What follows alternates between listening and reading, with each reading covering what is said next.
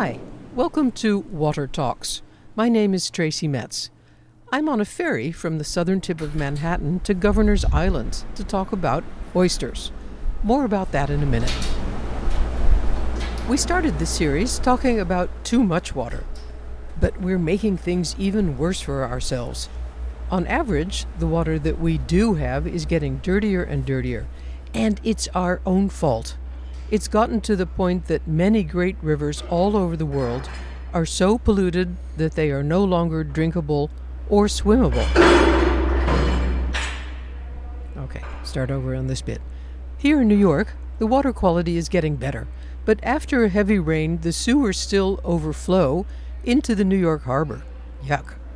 Water quality has also improved in the Netherlands, but just like many other European countries, it is not yet up to European standards.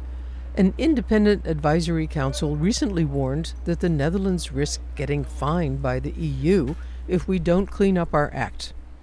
And it's not just the Netherlands. There's less and less clean water everywhere in the world. But this show is full of people who are working to fix it. Let's meet them. This is Water Talks.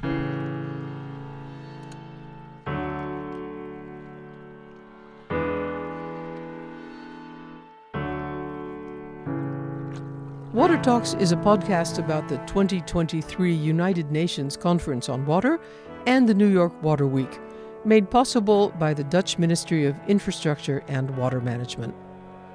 This series of 5 programs is about the weather, and to be more specific, about water. Too much of it, too little, too dirty, and too unequal. This is the 4th episode. We're calling this one Too Dirty.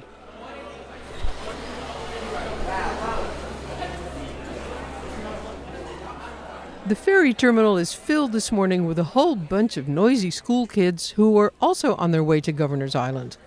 They go to a special high school there called the New York Harbors School, where they learn all sorts of things about the maritime world. I'm going to find out about something called the Billion Oyster Project.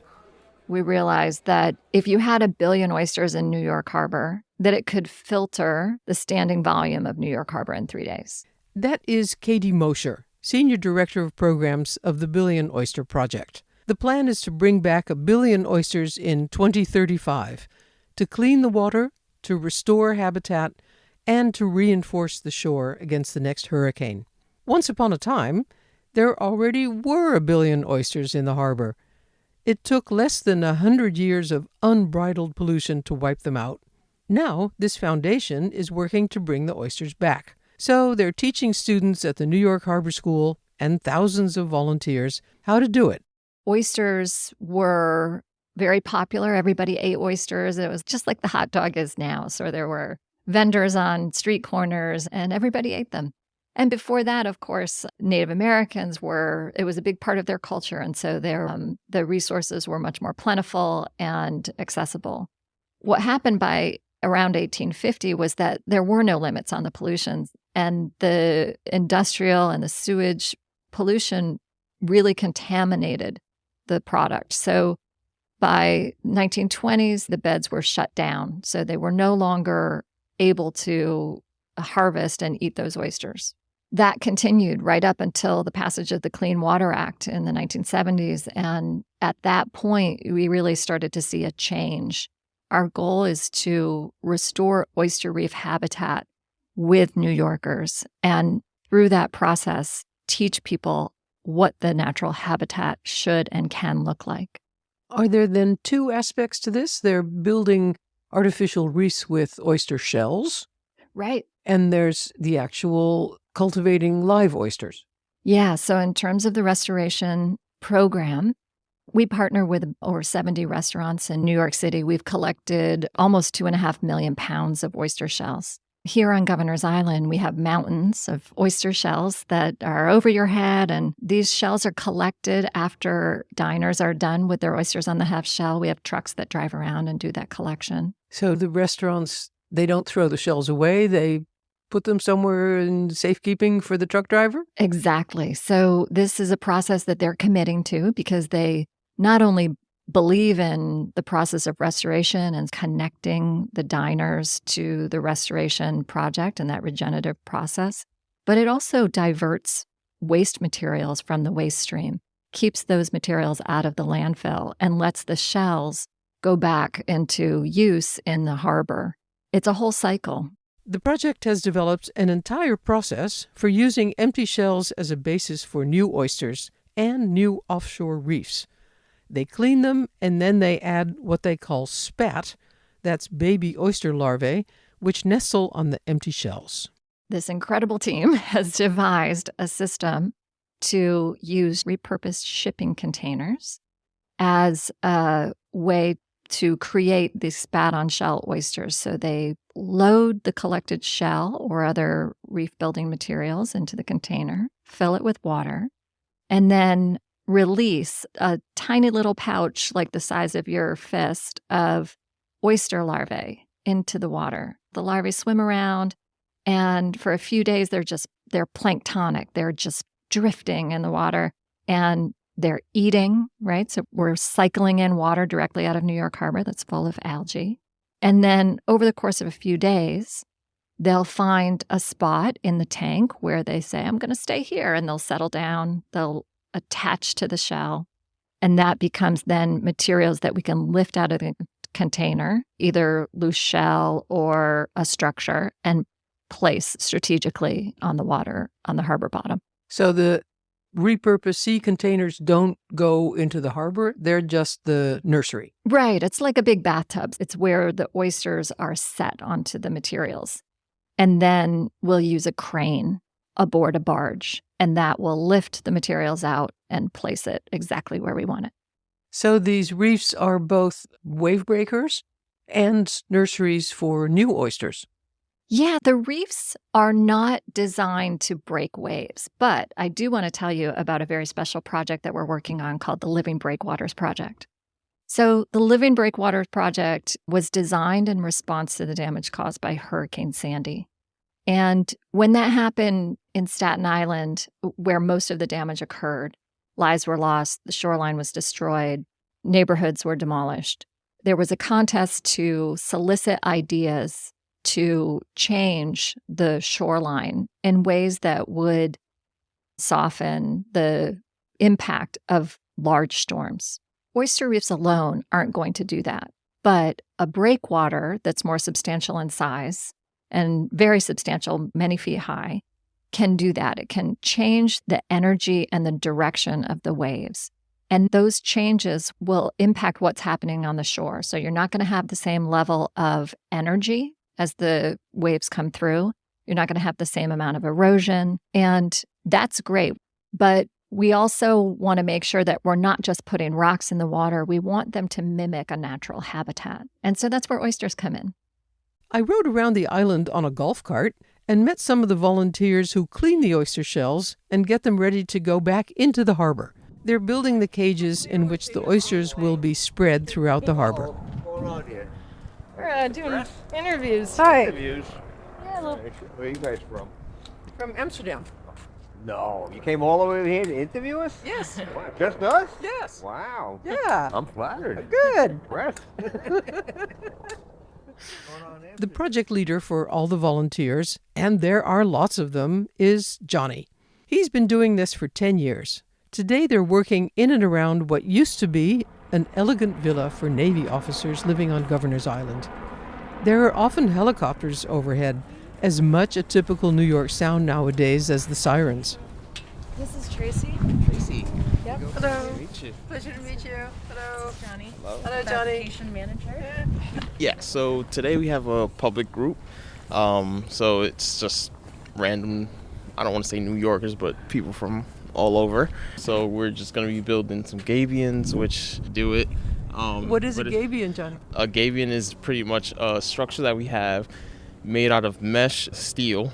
We'll build this structure and eventually it'll get welded together in a frame where we would then apply like spat on shell, which is baby oysters on blank shell, and once that's done we'll put them in into some tanks, let them grow for a bit. Afterwards, we'll then deploy them into the New York City waters, which could be in multiple different sites. So the gabions, if I understand, are the cages Yeah. that you put the shells in and then add the baby oysters and hope that they find their place. Yeah, absolutely. Yeah. And do you monitor them? Are you involved in that too? Yeah, so we pull them out and we would so we have these quadrants where it's just like little sample sections that we would want to count how many oysters is in that section, count how many are alive, how many are dead, and Can you tell from looking? yeah, if they're open, like if they seem a little cracked, they're most likely dead. They should not be like that, especially out of the water. They should be shut. It should be really hard for them to be open. That's the easiest way to tell. But Did you know all this when you started here? I did not. I did not. I mean, I knew about oysters, but I know that they were filter feeders. I didn't know that they were keystone species or anything like that. So I actually went to the New York Harbors School, which is the school that kind of started Billion Oyster Project. So that's where I learned a lot about oysters, and it's pretty interesting to just see the progress that they can do. Good Lord, those helicopters. Anyway, as Katie Mosher explained, the shells are collected from restaurants that keep them in dedicated buckets until trucks come to collect them. On the island, there are enormous piles of blank shells waiting to be picked clean by the sun and by birds. Then they go into big tumblers for the last round of cleaning. This is what it sounds like when I walk over one of those big crunchy piles.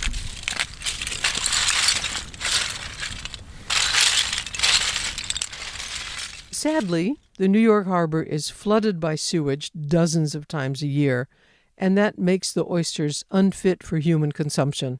So actually, their role in life is to clean the water, although you could eat them if they would just fix the sewer issue. True, the water in the harbor has gotten cleaner over the years, clean enough to grow oysters, and there have even been dolphins sighted. But there is still a long way to go. What a shame. It is a shame. It's a horrible shame. And it's really one of the biggest reasons why we're here. About 70 times a year, there is a rain event that will trigger a combined sewer overflow. Over 500 million gallons of untreated sewage every time are being sent into New York Harbor's waters. They then consume water that may have bacteria in them that would make it unsafe to eat. We don't want poop in our water, but that's what we have. It means that it's also a problem for people. When it rains, you can't go swimming. When it rains, you probably don't want to get in your kayak, right? Because you're going to be exposed to splashing water. It means that you're going to smell it. But isn't then the overhaul of the sewage system a much more important element in restoring the quality of the New York Harbor than the Billion Oysters? It's not just New York Harbor that has this problem. Coastal infrastructure is aging. It's expensive to repair. It's a really big problem to solve. But then you can't harvest the oysters and eat them. They just go there to live and die? But they're doing a great amount of work, right? An individual oyster can filter a lot of water. But the system that's created when you create a whole reef structure is a much more lasting impact than the water quality filtration that happens alone in a single day. So over time, those reefs are going to continue to grow, and they're going to continue to create new larvae. As the baby oysters grow into adult oysters, they'll be spawning, they'll be sending more larvae out into the harbor, growing new reefs, attracting more species to the habitat. And hopefully this is the boost that they need to continue to grow.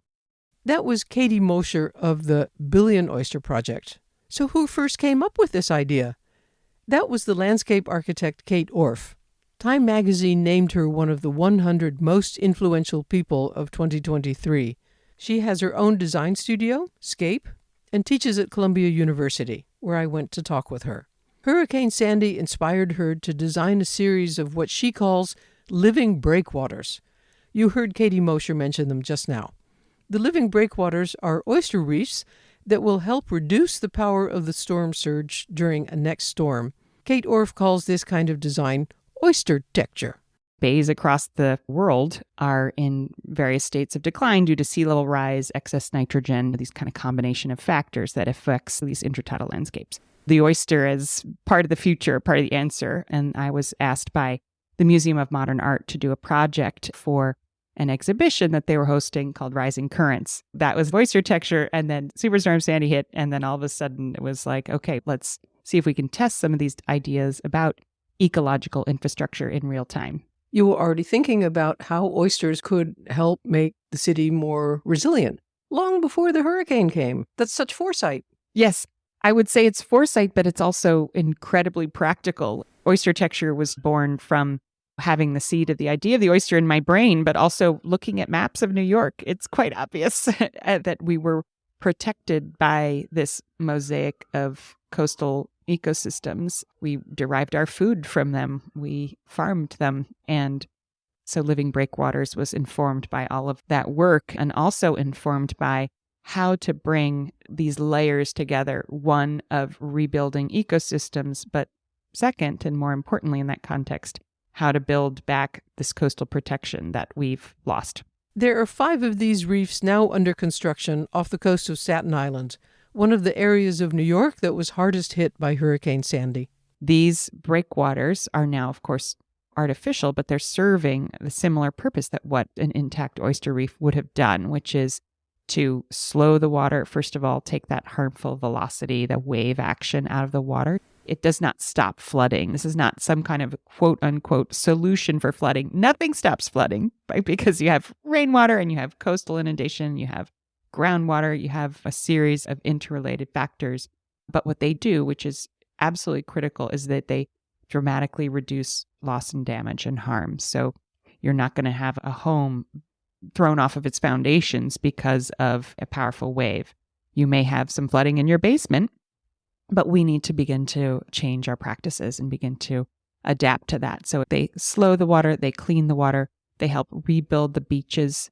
After Superstorm Sandy, we did a big community event, and one that is seared into my brain is walking along a beach with residents who said, this beach used to be 50 feet wide, and you can actually see pipes and lampposts, and you can see how the shoreline had been dramatically reduced just in somebody's lifetime. And so that erosion will be slowed down, halted by the introduction of these breakwaters. Kate Orff sees the Living Breakwaters as a pilot project for the rest of the United States. And it is not just a matter of the technological expertise needed to build these things. They're also a social project, bringing in the local community to help design them, build them, and maintain them. It's not an idea or a concept that descends and just lands on the ground and then you clip the ribbon and leave. I think the most powerful vehicle for urban transformation is in networks of people who are committed to similar ideas and who share the same goals. This is a piece of physical infrastructure, clearly, that has immense protective benefit.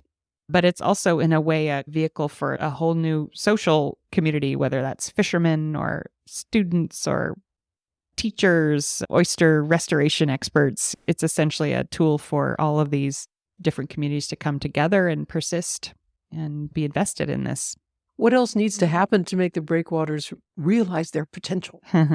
If you're a hammer, everything looks like a nail. What we can invest in now is physical, intact landscapes, robust, interconnected landscapes that will help cool our air, that will help filter our water, that will help reduce erosion, because frankly, we have eliminated those landscapes. We've filled in our coastal edges with garbage and straightened them out. So it's not just one project. It's not just one idea. But the breakwaters are part of a layered system of intact physical landscape. So I'm looking for a whole landscape reset where we can think from our waterways to our intertidal landscapes to our upland landscapes and really think about ecological restoration and regeneration, particularly in the places that are most vulnerable to some of these climate issues. I seem to see a transition from the emphasis on technology to building with nature-based solutions, and now more and more talk about climate justice and the people who suffer the most from climate crisis. Is it just that I'm finally waking up, or is there indeed a shift towards the more social aspects of water management? I see a very profound shift in exactly as you've described, where I think that there's this realization that water is not a problem to be solved, if you will. It is a life force, right? There's an increasing focus on climate justice and water justice. And then there's, I think, an increasing focus that the problems, the way of thinking that got us into this situation is not necessarily the way of thinking that's going to get us to a very different place. And so I think less emphasis on the technocratic top-down solution, a little bit more emphasis on climate justice and on the social life of water is definitely coming more to the fore.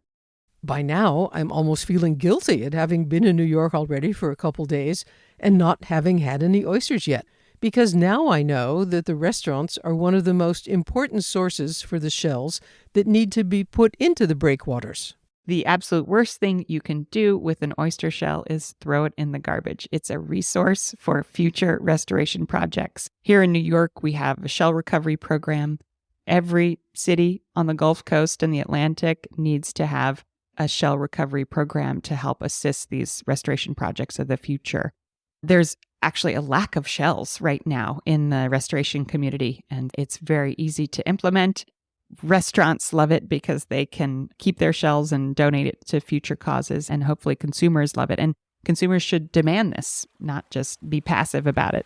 That was landscape architect Kate Orff on cleaning up and strengthening the New York harbor one oyster at a time.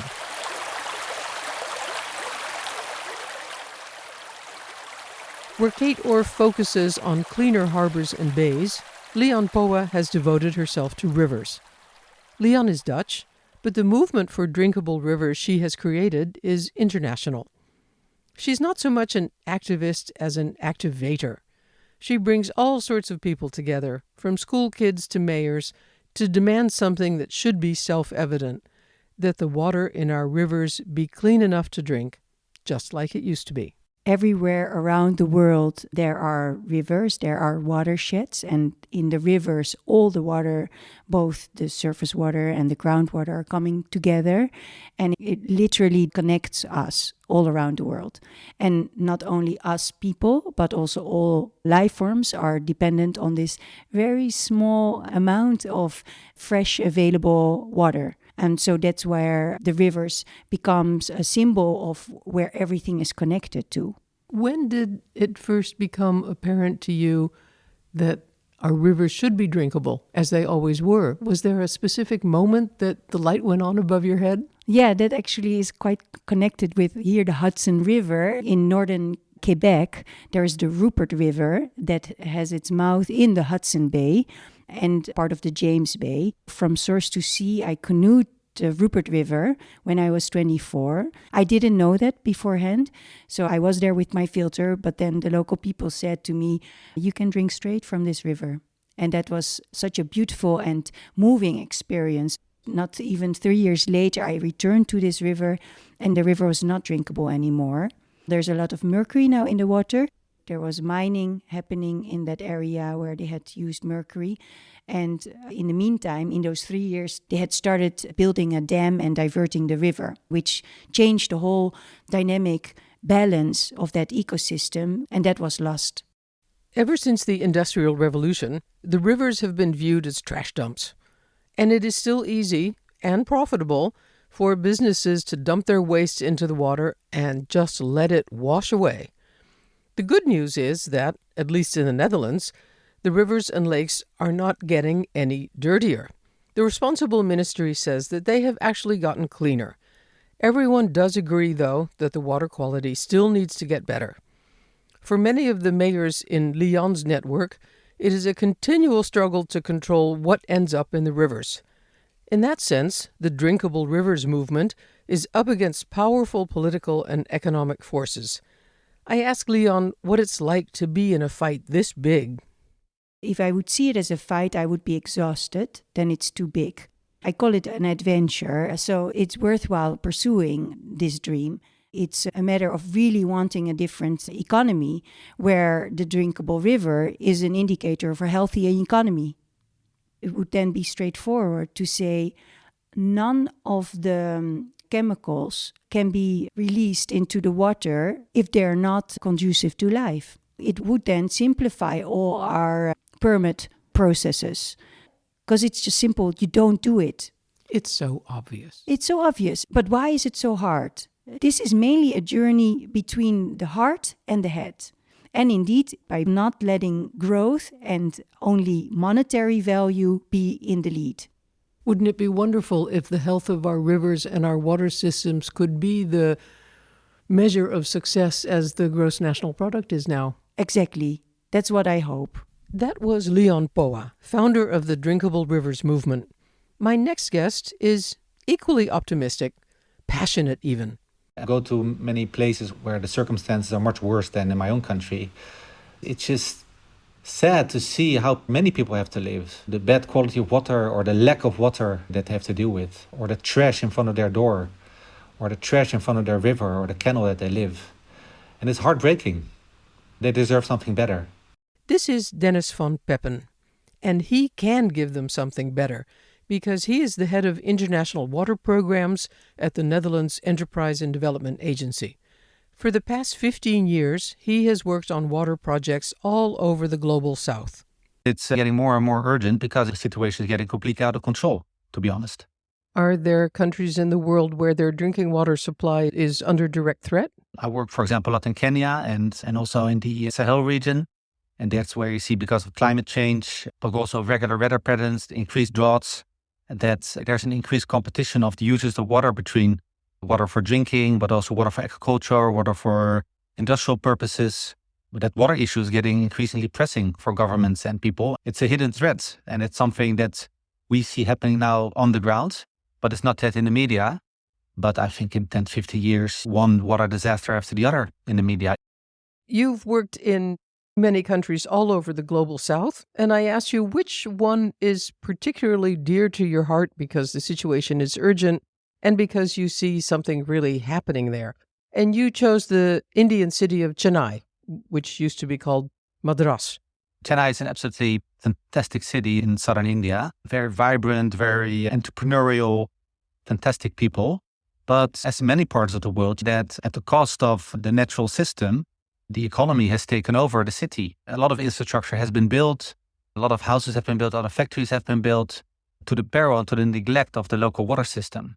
And that's affecting the city enormously. So where the level of rainfall is almost similar to the Netherlands, there's still in periods of the year either extreme droughts or extreme floods. And that's mainly because the natural system has been neglected. There's roads now everywhere. There's concrete everywhere. There's buildings everywhere. So the water has nowhere to go. So either it stays and it floods, or it runs straight into the ocean and the water is not being maintained and retained. And on top of that, the population has grown extremely much over the past decades, but the water treatment infrastructure has not kept up with that pace. So a lot of sewage water goes straight into the surface water.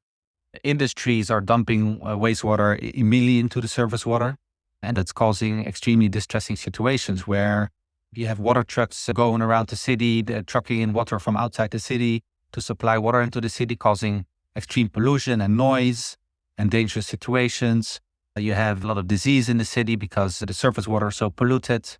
So Chennai is constructing desalination plants to make drinking water out of seawater for drinking water supply, which should not be necessary regarding the fact that there is sufficient rainwater during the year. So you come in as the Dutch and you see that really everything that can go wrong with the water system in Chennai has gone wrong. Where do you start? So we always start with the community. And in order to reach the community, we work with local NGOs.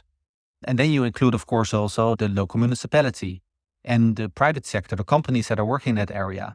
And you put them around the table and you start a dialogue on those solutions. And then you co-create the solution together.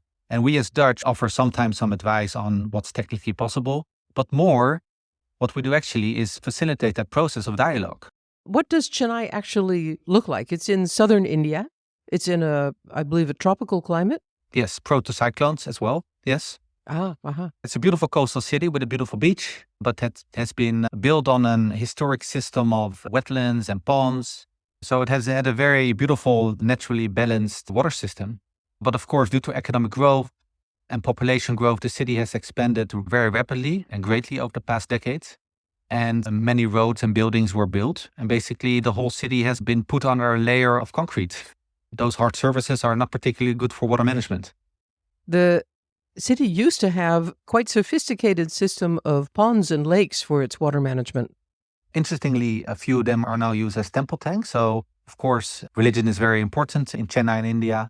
You have a lot of big temples and those have tanks. Many of the historical natural ponds have been converted into temple tanks, which are also very interesting as a means for water management. One of the projects that came out of our efforts, temple tanks are being used for recharging groundwater and for purification purposes. Currently, a beautiful pilot project for restoring one of those historic ponds at a convent is being built. And that's a good example of a project that if you upscale them all over the city, it will really improve the resilience of the city and the beauty of the city and the living quality in the city. If you see how the city government has allowed the situation to deteriorate, do you still have trust that they'll be able to improve it? Oh, absolutely. Because the Chennai government is very capable. But you also have to understand that, especially with many countries in the global south, also India had to make choices. And often the choice was because of economic development and social development. The choice was rather made for building roads or airports or houses or ports. And that has been done now. So I think the next steps, as in many countries in the global south, the next step is the improvement of water management. That was Dennis van Peppe of the Netherlands Enterprise and Development Agency. One of the people responsible for improving Dutch water quality is Mark Harbers, the Dutch Minister of Infrastructure and Water Management. Progress has been made, as we can see from the return of otters and beavers to Dutch waters.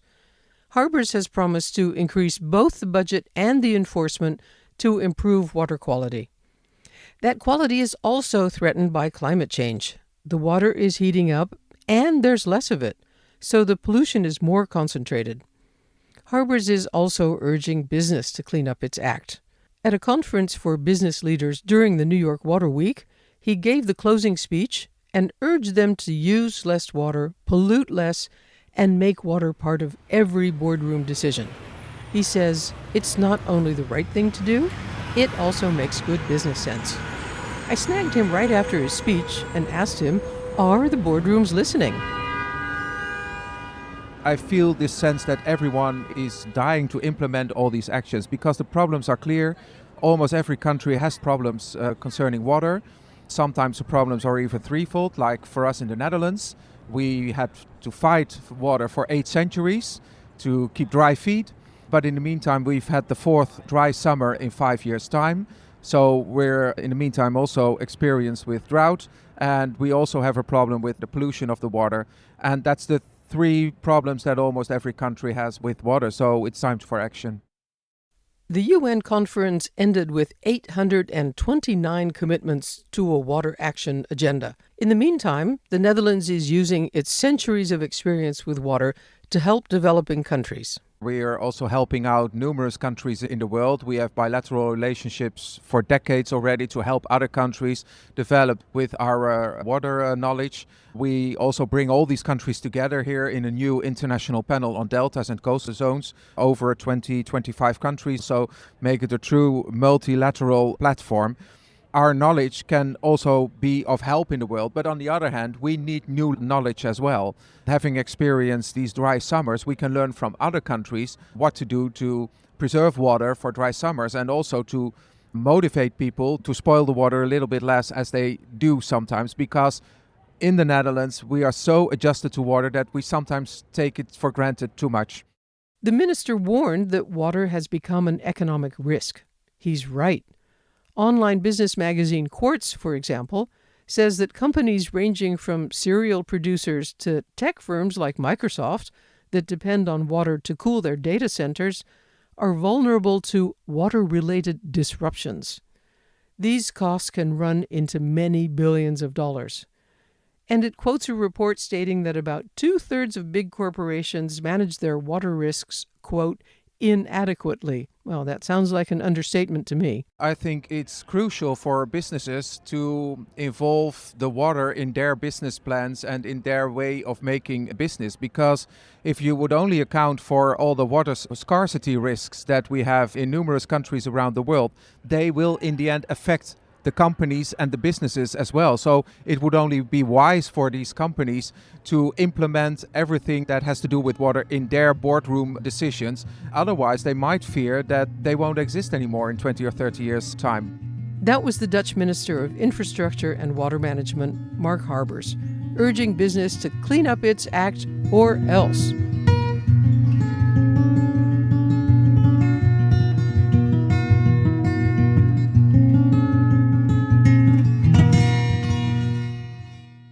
My parents were swimmers, my sister was a swimmer, all my aunts and uncles were swimmers, so there was no choice. I just had to swim.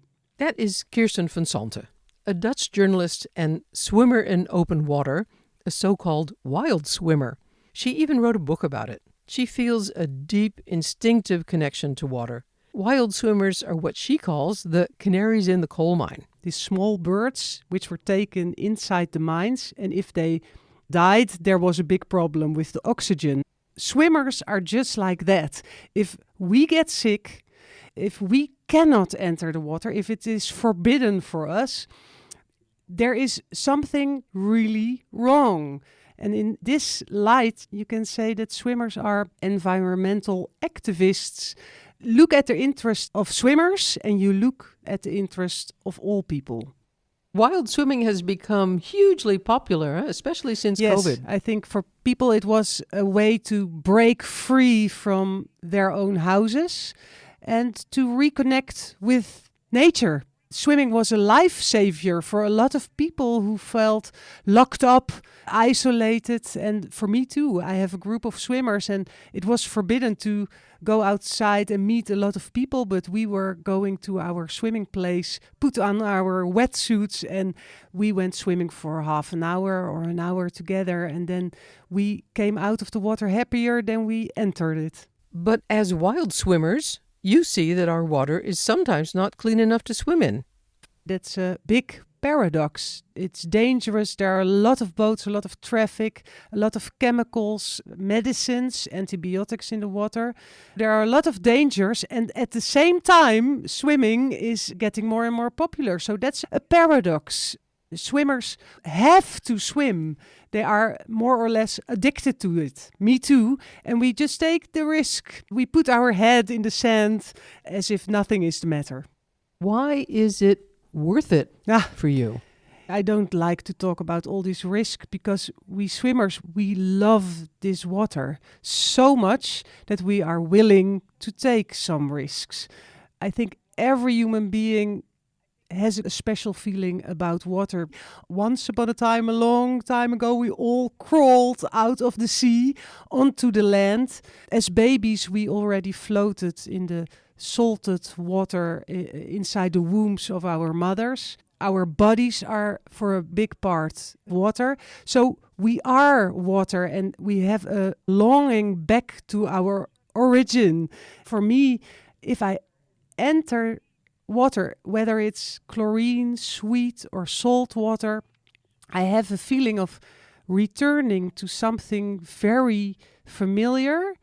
When I have spent some time in the water, I feel better, I feel more relaxed. The whole black and white land life with all the rules and all the things you have to do and have to say and how to behave, everything gets fluid in this water, and I have reconnected with something inside myself. Swimming makes me a much better person.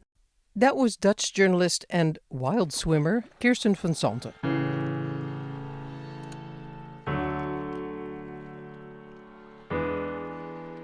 I've spoken to all these people and I still don't really understand why we have done this to ourselves. I guess for profit reasons. But isn't it ironic then that the water issues are now threatening those very same profits? We're the victim of our own short-term thinking. We've forgotten that the health of the natural system is intimately linked to our own health. We're not separate from the water. We are the water. We must find our way back to drinkable rivers, to swimmable lakes and harbors, because if we don't, we will soon discover that we are, all of us, canaries in a self-created coal mine. Water Talks is a program by me, Tracy Metz, written and produced together with Jonathan Gruber. The show notes have links to the work of this week's guests, including the Billion Oyster Project. Make sure you check it out. Our theme song is called Into the Unknown by Poddington Bear, with additional music from Jason Shaw's Running Waters. Water Talks was made possible by the Dutch Ministry of Infrastructure and Water Management. Next time on the show, Too Unequal. I'll be speaking with, among others, the Director of UN Habitat, Maimouna Mohd Sharif, Columbia Professor Thad Pawlowski, and environmental activist Myrta Shannon. That's next time on Water Talks. I'm Tracy Metz. Thanks for listening.